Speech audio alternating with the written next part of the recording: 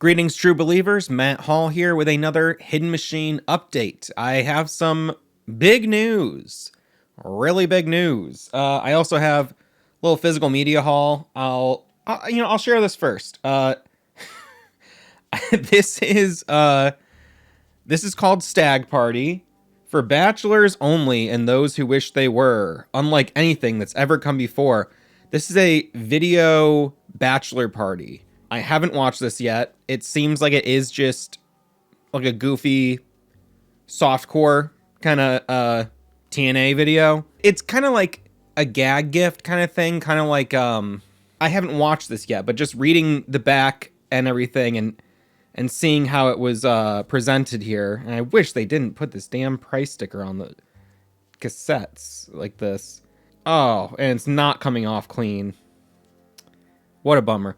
This kind of almost seems like it's on par with like the like a fireplace tape. You know what I'm talking about? Like a Yule log cassette.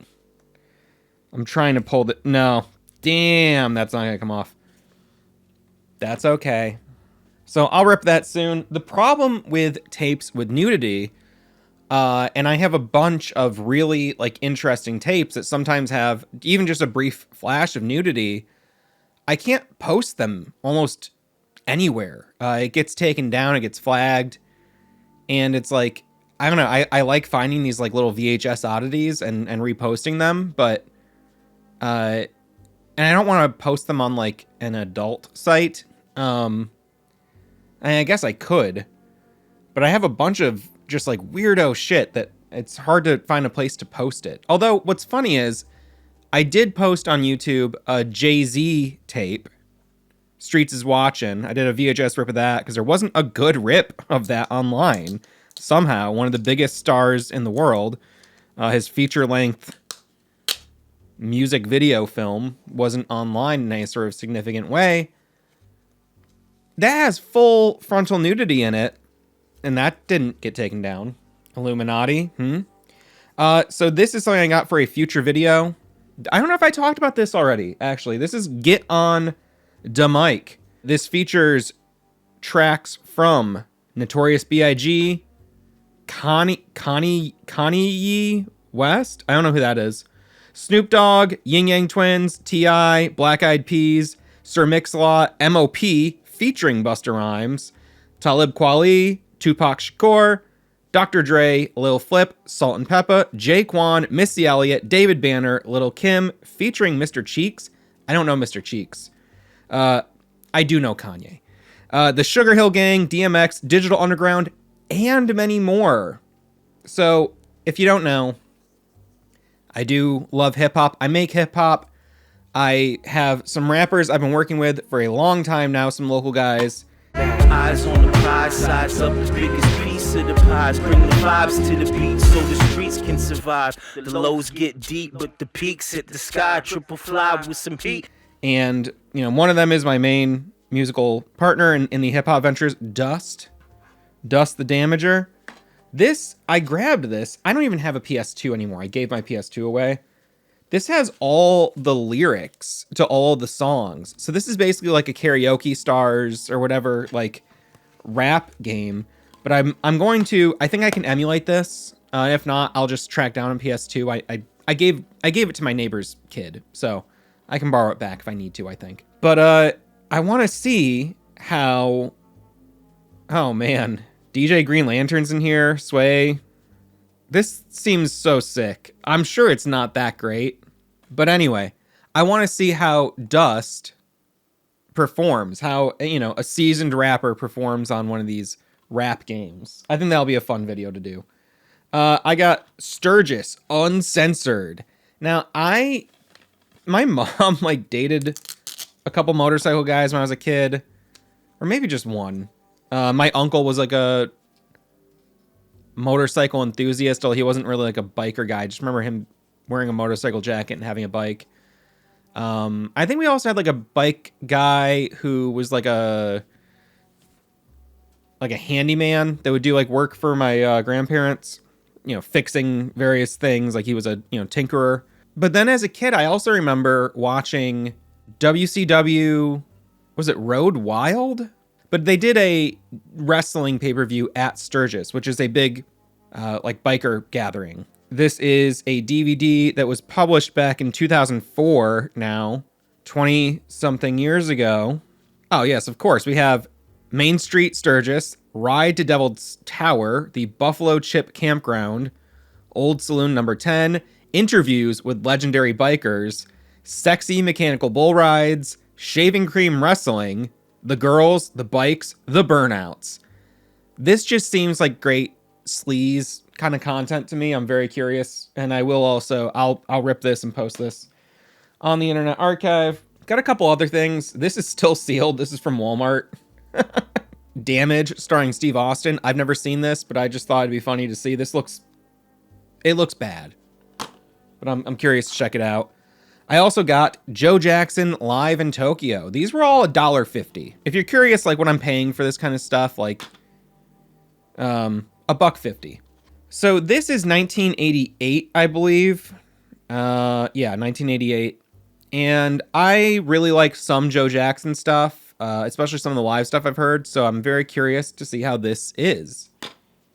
I also got this just for research and inspiration. This is Russ Miller, who I don't know, playing with a bunch of well-known musicians.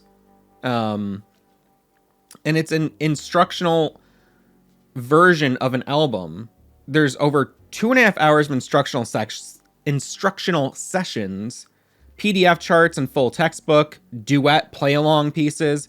This got me thinking, you know, when my band over the summer put out our LP, I made I can't talk. I made a songbook. And the book has the chords and lyrics with notes in the margins. I'll show it right here. We've gotten like a pretty good response from it and have even gotten some videos from people performing the songs. And I just think that's so cool. Like sharing music. I don't mean to get too deep into this topic, but it's like music is so often treated as intellectual property or like, you know, something that people like have this like tight ownership over a recording of a song. Whereas before recorded music was passed down, you know, you'd travel around, you pick up a song, or sheet music. And the idea was, you know, someone had a popular composition, you'd get the sheet music and play it. And, you know, I'm doing piano right there. That's what that is. And like, something changed with recorded music and the sort of public relationship with music and art and ownership of those things changed as record labels became very litigious and evil. I mean, you don't need to look any further than, you know, some of the stuff that was done to Michael Jackson or now I'm forgetting his, John Fogerty or Neil Young, or even a lot of the guys, you know, back in the day, like in Jamaica, people were exporting all these like dub records and stuff, all these reggae records, and artists weren't getting paid for these records. They were, you know, people were making these, you know, they do like a 45, you know, like a, you know, 1 or 2 songs, and then it would get exported, put out by another label outside overseas, and people weren't even knowing that their songs were getting repressed and making money, and it wasn't getting back to them in any way. Like, you know, it's super exploitative is what I'm saying, the record industry. And, you know, I mean, there's a million examples of people speaking out against it or being treated absurdly. But it's like the record industry is so new as a concept in direct comparison to the concept of sharing music with each other. You know, it's like, I don't know. So anyway, the idea of picking up this DVD is like, oh man, can we like take that songbook concept and create videos where people can like play along with us? And I don't know. I don't know what that looks like yet, but that's something that I'm thinking about for a near future. Does that make sense at all? You know what I mean? It's a very capitalist way to view music, and I get it. You know, I have to participate in capitalism here. And I do, you know, I like when I get paid for my work. Sure. Yes, I'm not going to deny that. It's kind of like a system that I've been forced into complying with. And if I don't, I might, you know, die or end up in jail. And I don't really want to go those routes, so I comply. All right. I guess I'm just a little bitch. But, you know, I think there's ways that we as the people can subvert that and find ways to make things communal where it makes sense to. And I would like to do that more and more with music. That's another reason why, and I haven't done this in a minute, but I, for a while, when I would do hip hop records, I would also release the stems. And the only reason I haven't done it is because I haven't, because our records have gotten bigger and there's been more and more layering and stuff and more other people collaborating on the albums. You know, I'm not doing all of the production myself. I'm trying to toss these onto my desk so I can throw them away later. As I've done more and more, you know, bigger productions, it's been harder to keep the stems cleanly organized, but I do intend to put the stems back out there for all of the Antoine Levy and Dust records, all the hip hop records I mentioned earlier, because I like that people can make their own remixes, people can take the beats and reinterpret them and repurpose them, use vocal samples, use whatever. And it's like, yeah, why not fuck around with stuff? You know what I mean? To me, it's like the same as like when a game gives its source code out or like allows for like full modding and stuff. And I think that's cool. And I think we should apply it to whatever we can. Imagine if like a movie came out, and some DVDs will do this. I remember like they'd have a thing where like they'd give you all the different angles of a certain scene and you could compose your own version of that scene. But imagine if films came out and gave you all the raw takes and like let you do different angles and do your own fan edits of a film. Separated all the audio tracks, let you put your own score in and stuff. Like, that's so cool. Yes, it's one thing to see the director's vision, and that should be honored for what it is. But also, like, you know, people are more readily willing to put all their shit online and let these AIs eat it up than they are to, like, give it to someone else directly and let them learn from it and take from it and reinterpret it, you know? Anyway, I got Miles Davis Alive, A Different Kind of Blue. I'm not sure what year this is. 1970. This is a documentary, dramatizes the difficult transition Miles went through during his change to an electric period in the face of extremely negative reactions from the jazz establishment. It features in-depth interviews and musical tributes from many of his sidemen and other musicians, including Herbie Hancock, Chick Corea, Carlos Santana, Joni Mitchell, Keith Jarrett, and David Liebman. A documentary that dramatizes the period he went through. It's got a DVD-ROM as well. And the book is, like, thick in here. Oh, because it's the man himself. That's sick. He's in, like, a boxing ring. That's pretty sick. Anyway, just thinking about shit. And this will all tie back to the bigger news I have. Also got something called Soul of the Funky Drummers. Clyde Stubblefield and John Jabbo Starks. I actually don't know how you pronounce that. Jabbo? Fred Thomas, Fred Wesley, John Schofield, and of course, Clyde Stubblefield, who I'm sampling on a song that I'm releasing in about a week. I picked up like a sample pack of him. You know, he He's one of the most sampled drummers of all time to begin with. If you don't know, you'll look him up. But some sample pack company did a thing where they recorded him and, did him doing different rhythms and stuff at different BPMs and, did a full recording and MIDI breakdown of that.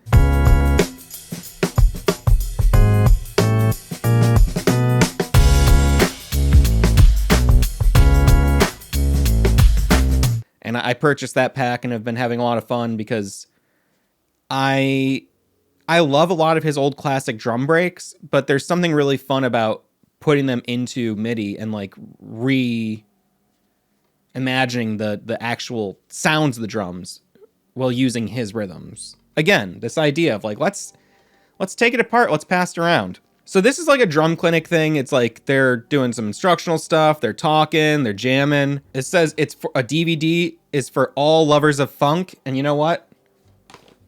I love the funk. I love the funk. This is out. I may have shown this already in another video, but Insomnia. This ties back to something I'm going to talk about in a second here.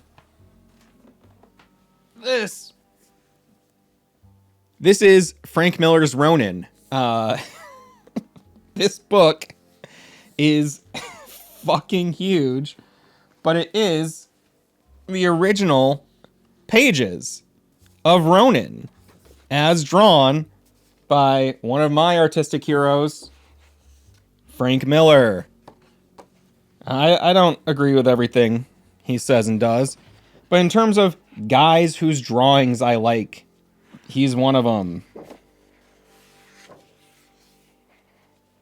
Got the duotone on here, so you can see how that was layered in.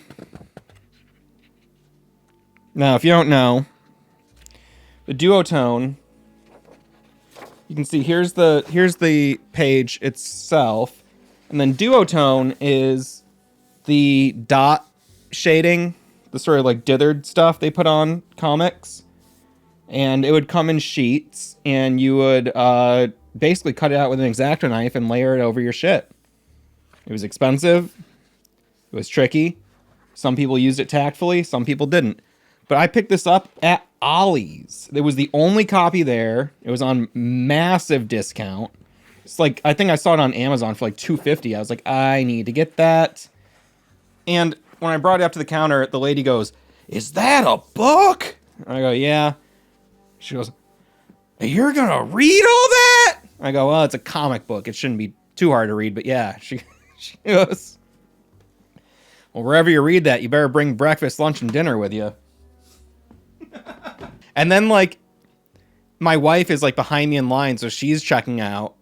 And, like, as she's, like, checking out my wife at the, well, she's not checking out my wife, but as she's ringing her out, she's, like, cracking more jokes about my giant book. Anyway, I thought that was very funny. But this is so cool to see. This is, it might be blown up, but I'm pretty sure this is the size at which the original pages were drawn. So I just think that's so fucking cool. I love Frank Miller's art so much. I've got a growing collection of Frank Miller stuff. This is the coolest thing I own. And I would love to see any of the Dark Knight books like this too. Man. So cool. No idea where I'm going to store this thing. It is the biggest book I own. I think one of the larger books I owned was like a Winsor McCay collection, and I have a Faust collection. Faust, like the gritty comic, not like, not something else. So this. Ooh, it's the full screen edition. Insomnia. Now, this is a movie that I found super inspiring for some reason. Who is it directed by? Directed by, casting by, Christopher Nolan. I like this movie a lot, and this is one of the things I was taking a lot of inspiration from when I was writing my game. Like, I already had a very similar idea, but I loved how they approached it in this. How they approached some of the same themes. And I started writing this adventure game, and then I applied for a grant to help fund its production. And it was something I did on a whim. You know, a friend of mine was just like, hey, man, if you want to apply for a grant, it's kind of free money on, you know, you're an artist. So they're doing artist grants. And I go, I don't know, like, it's kind of like a lot of pressure because I've never published a game, and it's like it'd give me a deadline, and I'm the kind of guy who's like, I'm gonna follow through on something. It might take me 3 years. You know, I got to be able to do things the way I want to do them, and I got to be able to do it at the pace I want to do it at. And I need to be able to stop and get distracted with side quests whenever and however. And sometimes I just need to like sit around and play Silent Hill F all day, you know, which has been happening a little bit lately.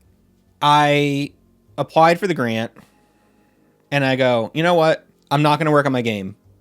I'm going to work on a different game. So I have these 2 games. One is a first-person fixed camera point-and-click adventure, similar to something like Myst or Ripper. Also heavily influenced by Harvester, although that is a third-person game. Second game is a top-down RPG adventure game mixed with WarioWare-style microgames. And that second game is the game I've been working on for the last few months. And I found out this week that I got the grant, and I have to deliver my point-and-click adventure game by June of next year. Now, the grant, I wrote it so that it was just funding a demo, a sort of prologue chapter. It will not be the full game because I don't trust myself to be able to do the full fucking game in 6 months or 8 months. But I thought, if I get the grant, I'm going to need to hit the ground running. So let me work on another game in the meantime that I can use some of it the same code and DNA and skills so that when I get into this new game, I can just go right ahead and do it. And then it happened. So my Game Boy style top-down WarioWare RPG, that's on pause indefinitely. All hands on deck for the point-and-click adventure game, which initially I was using photographs that I took, processing them to look kind of like Game Boy graphics. I don't know why I'm stuck on this Game Boy look. I just think I'm feeling something about it.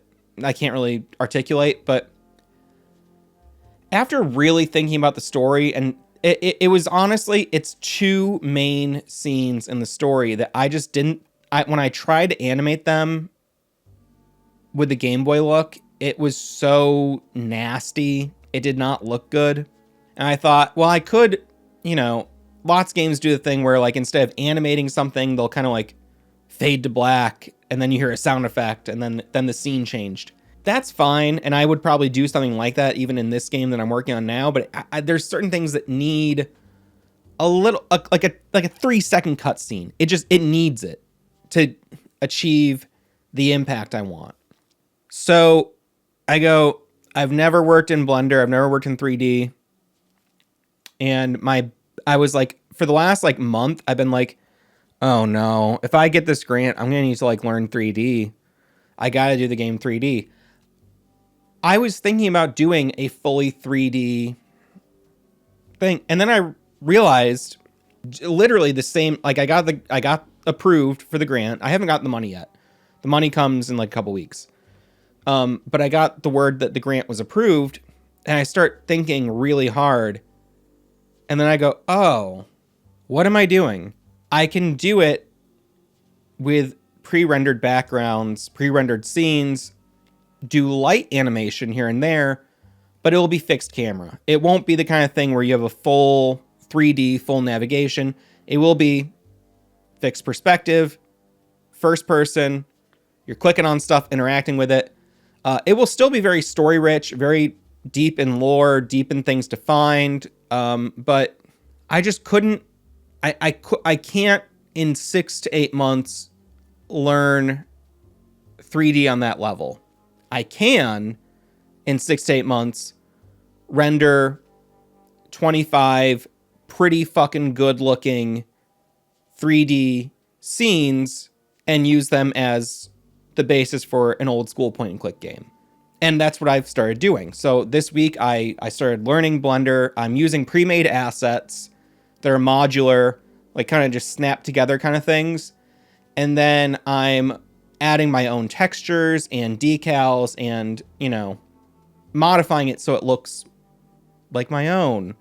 But I did purchase some asset packs, which is something that, you know, I think I've talked about in other videos too, where it's like, I was kind of like hesitant to do that kind of thing. And then I noticed how many games I love do it. And I go, I'm being pretentious about this. There's no reason why I shouldn't use the tools available to me. Like, someone made these asset packs to make making games easier for someone like me who has little to no experience in actually making a 3D game. So that's what's happening. I'm working really hard. I'm taking a break from working right now to make this little video to talk about it. And I want so badly to start sharing stuff, but I kind of need to wait until I can show and not just tell. So if you do want, again, I keep saying this, but if you do want some of the more boring updates, check out the Discord. There's a channel there where I share everything. I'm not revealing anything about the story just yet because it's a mystery game. What I'm hoping to do is share parts of the world to make you intrigued. Oh, what is this world? Oh, I want to know more about this person or this place or this idea. And then let you put the bigger picture together yourself. So, yeah, so this summer you'll be playing, mark my words, because it has to happen because I've agreed to take the money. You'll be playing the game, the demo for the game. And if it goes well, I'll be seeking some more funding to polish up a couple things that are beyond my means, beyond my capabilities. Maybe I'll just pay for it out of pocket. I don't know. It's not going to be a very expensive thing. I think I might spend a couple grand at most to make this because I'm doing so much by myself, you know. And now if I were paying myself an hourly wage, it would probably go up a lot more. But, you know, it's about the passion for the art. All right, I'm stuffy. If you can tell, I'm struggling to breathe. Anyway, that's the big update. Now, Hidden Machine stuff, anything I've mentioned in the past, the videos are still happening. Later today, I'm having a chat with Lee Jacobson, who's a former vice president, I believe, at Atari, worked at Midway, worked at Virgin Interactive, and I'll be talking to him about a few games, including Harvester, a game that I've been working on like a long form video on for 2 years now. It takes me years to do stuff. I'm sorry. Sorry if you heard about a thing you were like, oh, that'll be cool. I'll watch that. And now you don't even care anymore. I'm sorry. But that's just how I am. I do too much, but I'm doing a lot to figure out what it is that I have the most passion for. And there's just so many cool things to look at and experience and read about and see and feel. And I want to get as much of that in while I can on this earth. I have no greater aspiration than to enjoy and experience. So that's where I'm at. Feel free to hit me up about, you know, the game if you want to play test or anything when the time comes. I'll definitely be seeking people who are experienced with adventure games and people who are not. I'd like to have this be the kind of game that it's not going to be super accessible in some ways, just because of some of the... I think some of the themes will be a little extreme for some people. Not super extreme, but, you know, it is like a gritty crime kind of game. And I do intend for it to be the kind of thing where you gotta do some thinking. You're gonna have to put on your little thinking cap. I'm not gonna be doing a lot of hand-holding in this game. Not that it's gonna be, you know, a fucking Megamind genius level puzzle. It's just more like it's something you're gonna have to pay attention to, okay? So anyway, that's it. Just a quick little update and sharing some of the shit I bought. And I feel like there's maybe more. Oh, I mentioned sampling that song. sampling Clive Stubblefield for that song. Every Halloween, Dustin and I do a new Halloween song, and I'm really pumped for this year's Halloween song. I think it's a lot of fun. I'll leave a link down below to a playlist of our other Halloween songs if you want to check those out. I think they're really funny. They're all kind of joke songs for the most part. Some are spooky songs, I guess. I'm performing on Halloween. I'm going out as Mankind, so I need to grab some boots. I need to make my Mr. Sacco, but I got my mask, I got my hat, my pants, and my shirt. I feel pretty good about this costume. I haven't done a costume in like 10 years. I kind of don't give a fuck about Halloween. It was unbelievably cool when I was a child, but as an adult, I don't eat candy. Don't like spending money on costumes. I like making costumes, but also when I want to wear a costume, I'll just wear a costume. I wear costumes at shows all the time. I've had, you know, personas and characters I've done. Halloween just isn't that special to me. I watch every horror movie that comes out pretty much that I can find, that I hear about. You know, not everyone that every US horror movie that has any kind of like presence, I try to catch all of them. You know, I love scary stuff. I love Halloween decorations even, but I like those things all the time. So it's like the day, it's more just like, you know, to concentrate all that energy into one day. Maybe on that day, I'm just not feeling it as much. You know what I mean? But this year I'm performing on Halloween night, and, I needed to find a costume where I could do stuff and rap and not, be, you know, we tried to, we did a show during COVID where we tried to wear our masks during the performance. We got 2 songs in. We're like, this is not going to fucking happen. And it was fine. It was an outdoor show. It was, you know, we were very far apart, and, you know, not to trigger a conversation about that stuff. But you can't rap in a mask. And if you do, it's got to be one that breathes. And the Mankind mask, it breathes. Anyway, I gotta get back to work on this game. I'm trying so hard to make sure it's good. And really, really dense with cool shit for you to find. So, yeah, I want to say more, but I can't yet. I can't. So soon. All right. Bye.